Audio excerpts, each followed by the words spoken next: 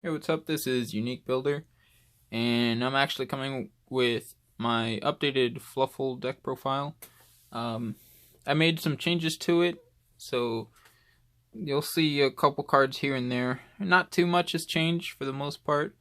It's pretty much like the same deck, same functions. I like the way it worked before. There was just an engine that I ended up getting recently that I couldn't get my hands on. But yeah, so basically, with everything that's going on, I haven't really been able to get too much testing in. So that's why the channel had ended up slowing down, because I did most of my testing in person with friends or in the local card shops and the local tournaments. So that's kind of why I haven't really been able to do too much testing.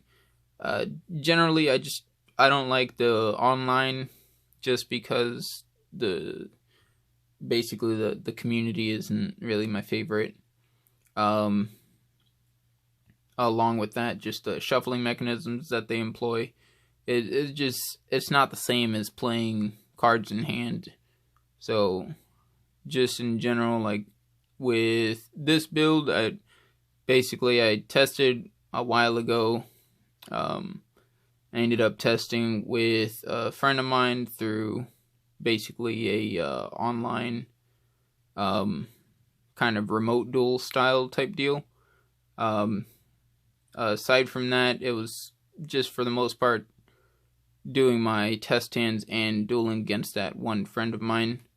So without further ado, jumping in,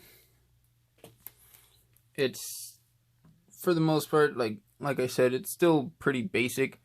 Got your 3 dogs. Yeah, basically just your searcher of the deck. Nothing really too much to say there.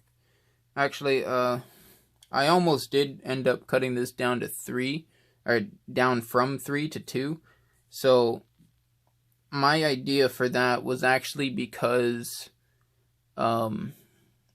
basically with the new dolphin, as long as you can get toy vendor engraved, you'll get that search. So that's basically what would end up replacing dog, and penguin would end up being penguin, or dolphin would end up being your new normal summon. So that was my idea for that. I didn't end up doing it just because I ended up cutting out an engine and I had the space for the third. So next is the 3 penguin. Getting that draw 2, discard 1. It just helps out so much, along with the soft once per turn on the special summon from hand. It's just too good. Along with the Bahamut Shark Toad.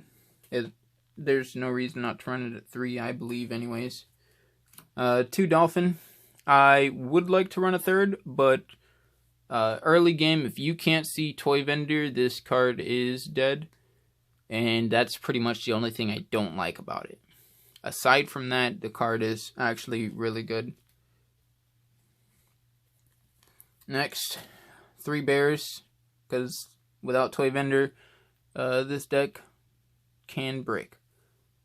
So you need to make sure you get to toy vendor as fast as possible. 2 sheep. So sheep, I run it at 2. I've seen some people run it at 1 or just not run it at all. I like sheep because it's a free extender, and along with being a free extender, you can actually use you can normal summon dog if you already have your other stuff or whatever. Normal summon dog, search sheep, or if you already have sheep in hand, you can search whatever. Special summon sheep, bounce dog back to hand, and if you ended up sending your Edgemp chain or another Edgemp, or even if you just have an Edgemp in hand, you can just special summon it by bouncing your dog, and that would end up opening for your invoke play. So it actually, I really like sheep at 2. And the last Fluffal is 2 wings. So with wings at 2, I was trying to bump it up to 3, but then I just saw it too much for a hard once per turn. I didn't really think it was worth it.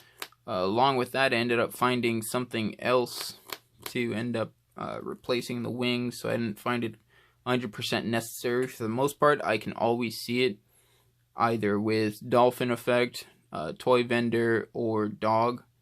Basically, there's just plenty of ways to get to it. I'm not too worried about seeing it. Onto the edge imps.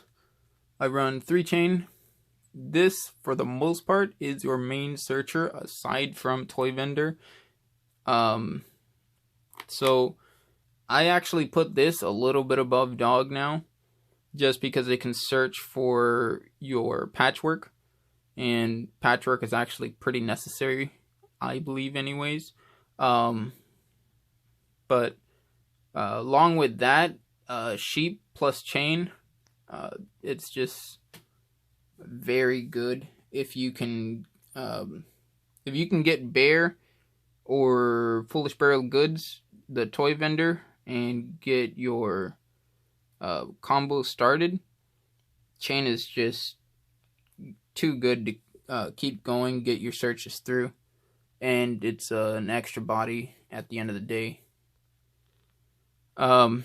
Scythe, it's one of the new edge imps. I don't actually care for it too much. The only thing I care about it is when I get forced to go second. I want to see it, and that's why it's at 3. Aside from that, I don't really care for it.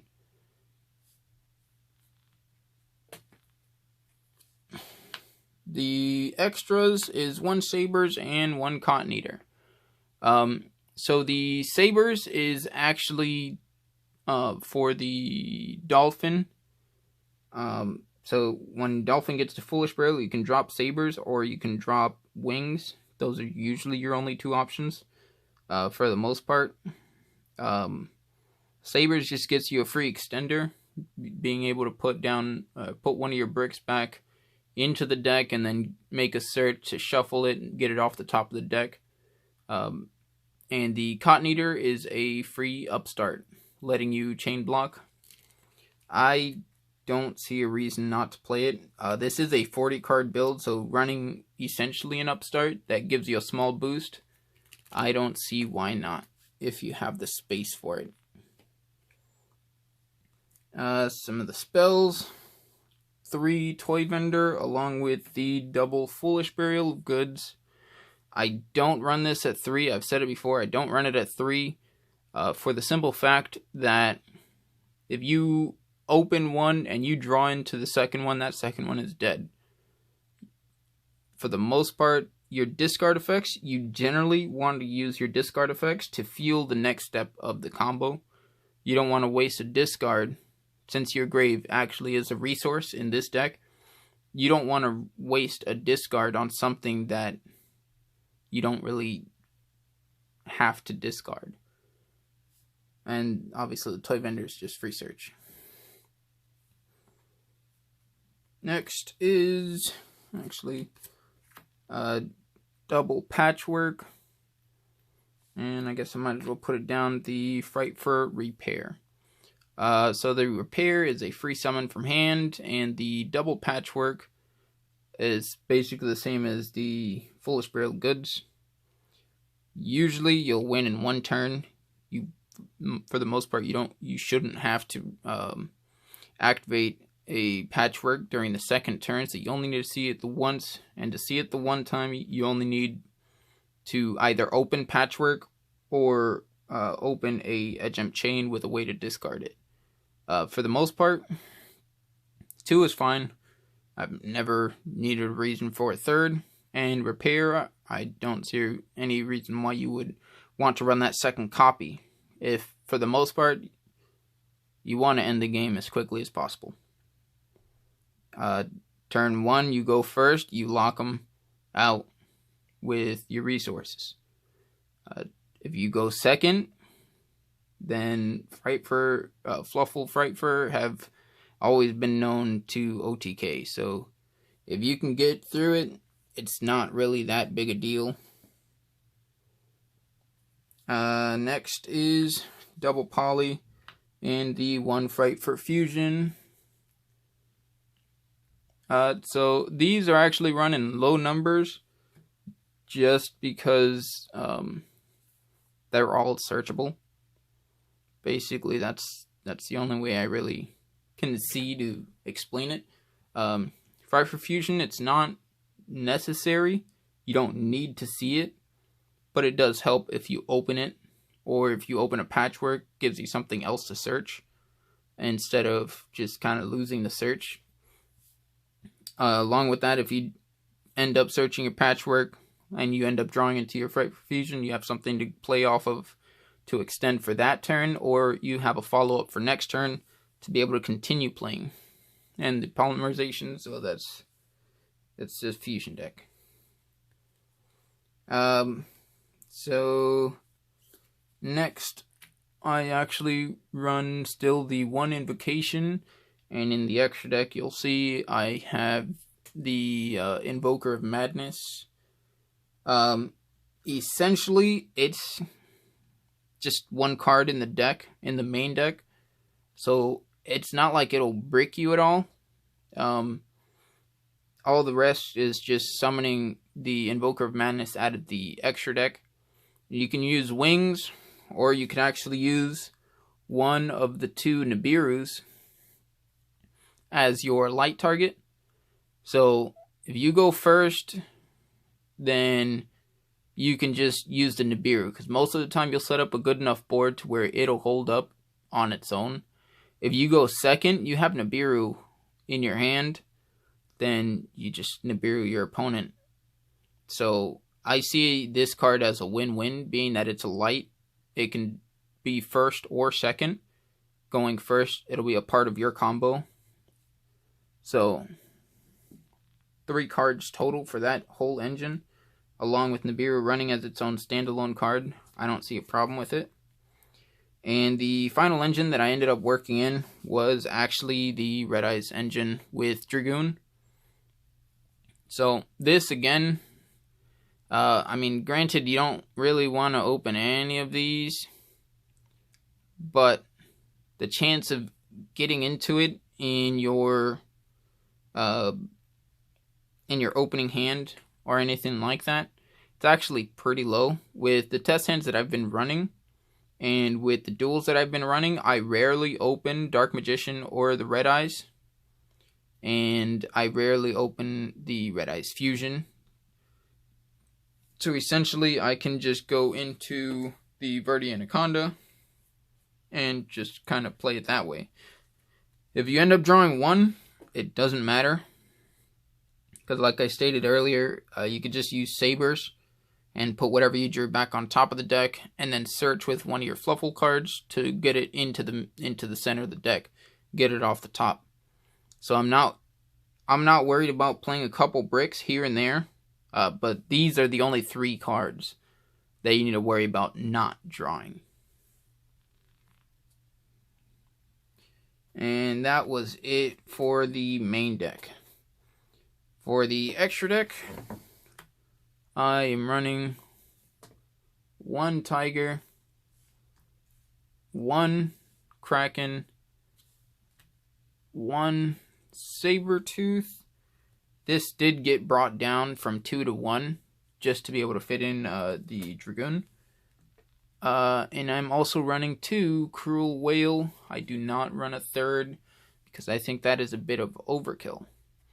In terms of making the calamities, turn 1, you only use 1 Cruel Whale, and the other level 9 is actually a Mechaba, just because you use resources from the graveyard, along with a spell that you end up searching, so it doesn't actually get in the way.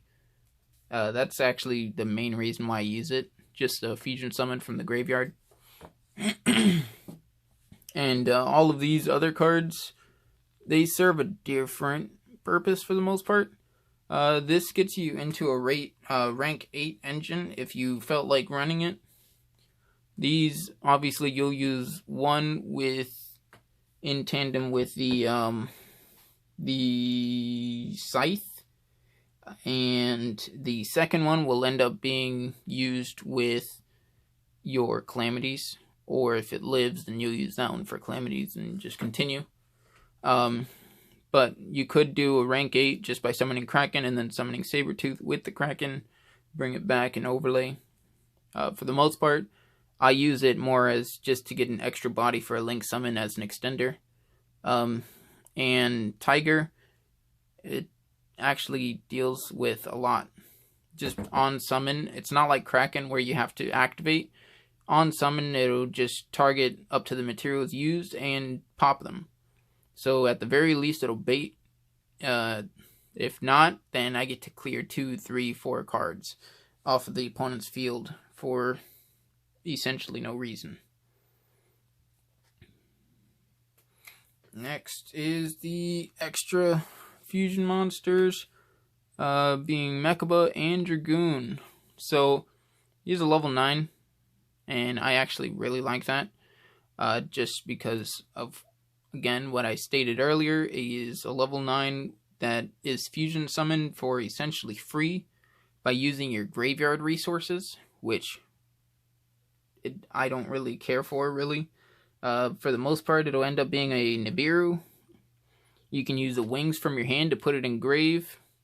So you have 4 light targets to play with. Along with the 4 light targets, the Invoker of Madness, you run through your combo sequence to the point where you don't actually lose anything. You'll link off with the Invoker of Madness into the Cross Sheep. And then once you do that, you'll banish Madness from the grave and whatever other light monster you want to use to summon the Mechaba to the arrow that Cross Sheep points to, and then Reborn from the graveyard. So it actually ends up helping a lot that you use the graveyard. If you end up having a card in hand and you can make both Cruel Whales, then by all means, sure, it's an extra negate. If not, then it doesn't matter, just overlay with it and it's fine. And the Dragoon essentially is a standalone boss, and that's why I tried to fit it in. On to the Exceeds.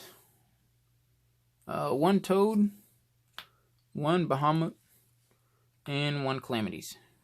This is all I run. I originally was running a rank 8. I just took it out because I didn't make it often enough. If I can make a rank 8, I can make a rank 9. If I'm going to make a rank 9, I might as well get the free win off of Calamities. Aside from that, Bahamut, make Toad, and Toad is a free negate along with a free recursion. And depending on what I negate, I could steal something pretty useful. And along with that, you just link off the shark as an extra body for a Link summon. For the Link monsters,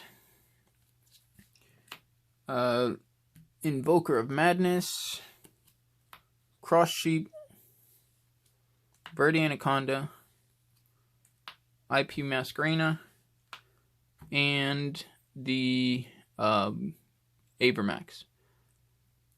So this is generally the order that you summon them in.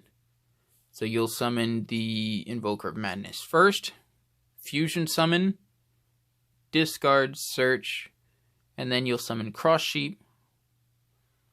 And then you will, you'll do it with an extended monster on board. You're not going to use whatever you fusion summon with, because most likely that's going to end up being your Cruel Whale.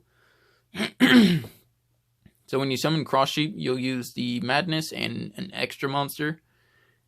And then with that, you will activate the invocation to summon Mechaba onto an arrow. So you'll have 2 9s already, because the first fusion summon would end up being Cruel Whale, plus a 9. There goes your Exceed. Aside from that, you'll end up opening with your Toad for the most part.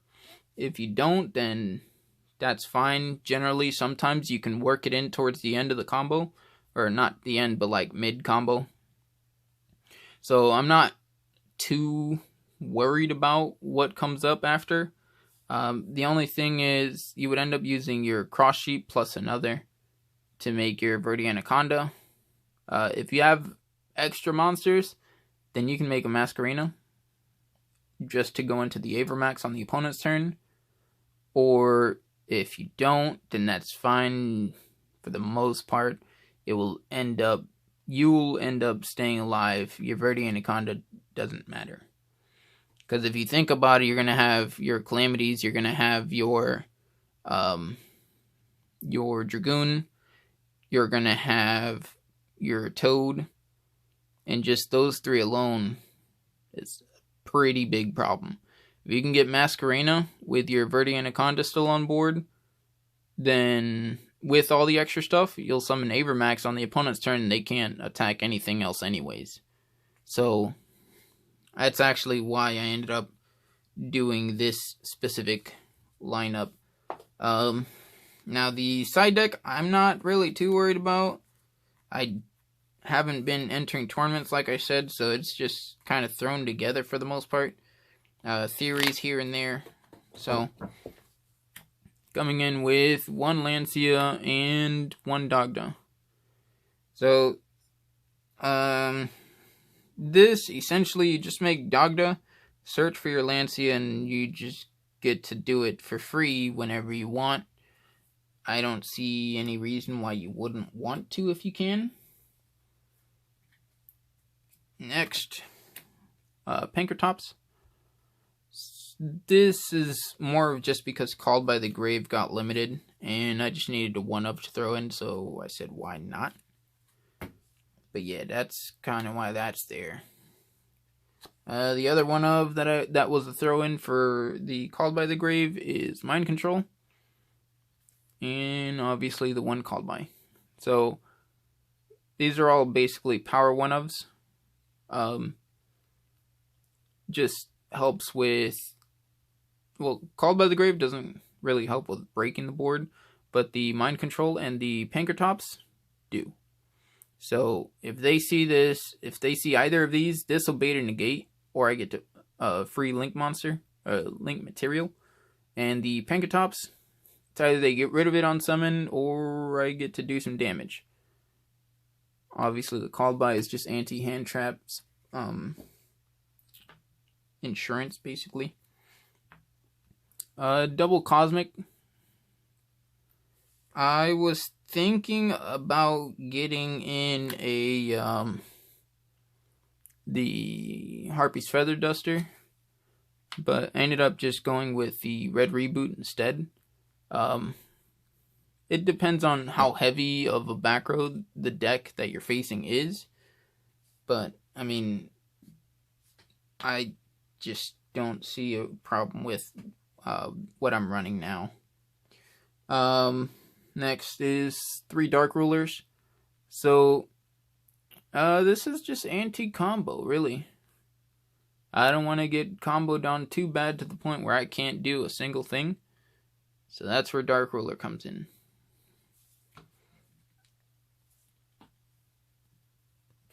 Next is actually Traps. Imperm, another standalone card.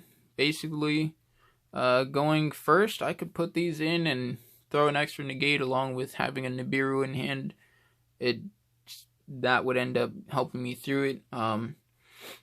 If not, then on my turn, if I was going first, I had my whole board, I could just set an Imperm. Most likely I won't draw the both of them, but the possibility is there, I guess. And the last 2 is Lost One. So this is essentially the same idea as Imperm, but this one would end up being kind of like going second. If you go first, then sure, you can set it and get your negate in or your bait or whatever. But going second, you can just discard it. And on the opponent's turn, if they go into the extra deck, you'll set it. And at the same time, if you were able to get your Toy Vendor in grave, and you ended up opening a Foolish Bale of Goods, instead of going for the Toy Vendor, you can actually go for a Lost Wind, just to essentially, you're kind of somewhat searching it out. Not really. But that was kind of the idea for this. This is more like a theory than a guarantee. But that's pretty much what the deck looks like as of right now. It is a 15 side, 15 extra, obviously, and a 40 card main. But let me know if there's any changes you would make, and if so, what you would change and why you would change it. Now, I get that everybody has their own playstyle, everybody has their own preferences, kind of like the Cotton Eater. But I have been playing these for a while, and I found that this list actually works really well for me and my playstyle and what I want to accomplish. But yeah, that's just about it. I will be trying to find a way to get more testing in so I can actually upload and not be so dormant with my channel. But that's it. That's all I got for right now. I'll see you in the next one.